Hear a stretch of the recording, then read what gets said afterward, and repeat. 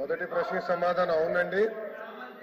రెండో మూడో ప్రశ్నకి సమాధానం మెగా డిఎస్సి నోటిఫికేషన్ త్వరలో జారీ చేస్తా అధ్యక్ష.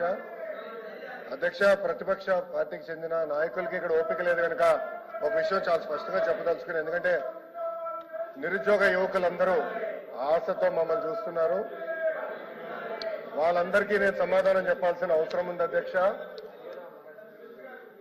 నిరుద్యోగం మీద ఆయన మాట్లాడుతున్నారు. కూర్చోండి, మీరు కూర్చొని వినండి. మినిస్టర్ డిఎస్సీ విషయం నేను చెప్తున్నాను, మీరు ప్రశ్న సమాధానం చెప్తున్నారు. 1 minute సార్. ఇప్పుడు మీరు ఏదైతే నిరుద్యోగుల గురించి అడుగుతున్నారో దాని మీద కన్సర్న్ మినిస్టర్ గారు మాట్లాడుతుంటే మీరు కూర్చొని వినాలి కదా. వినాలి కదా అన్నాను. ఇప్పుడు మీకేం కావాలి? కాదండి, అదే విషయం చెప్తున్నారు.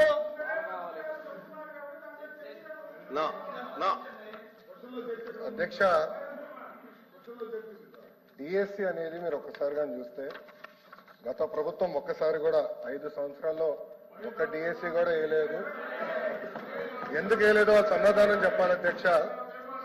అధ్యక్ష, డిఎస్సి విషయంలో ఒకసారి చూస్తే అధ్యక్ష, ఉపాధ్యాయుల నియామకంలో ఇప్పటికీ 1994 నుంచి చూస్తే అధ్యక్ష 2,60,194 పోస్టులు భర్తీ చేశాం అధ్యక్ష.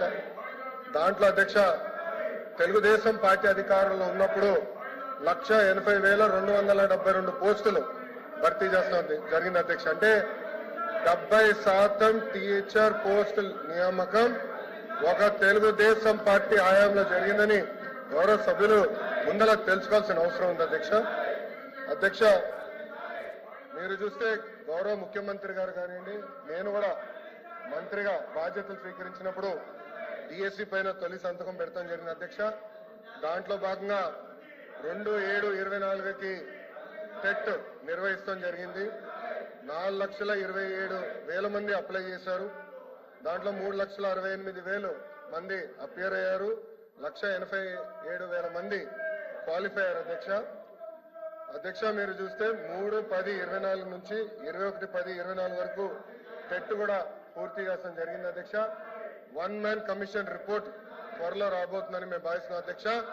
ఎట్టి పరిస్థితుల్లో మార్చి నెలలో డిఎస్సి నోటిఫికేషన్ ఇచ్చే బాధ్యత మన ప్రభుత్వం తీసుకుంటుందని నిరుద్యోగ యువకులకి ఈ సభ సాక్షిగా నేను హామీ ఇస్తాం జరుగుతుంది అధ్యక్ష. అధ్యక్ష, విచిత్రం ఏంటంటే నాకు వేసిన 2 ప్రశ్నలు ప్రతిపక్ష పార్టీలు, కానీ వాళ్ళు వేసిన ప్రశ్నల మీద చర్చించడానికి సిద్ధంగా లేకపోతే నిజంగానే చాలా చాలా బాధాకరం. ఇప్పుడన్నా వాస్తవాలు తెలుసుకోవాలని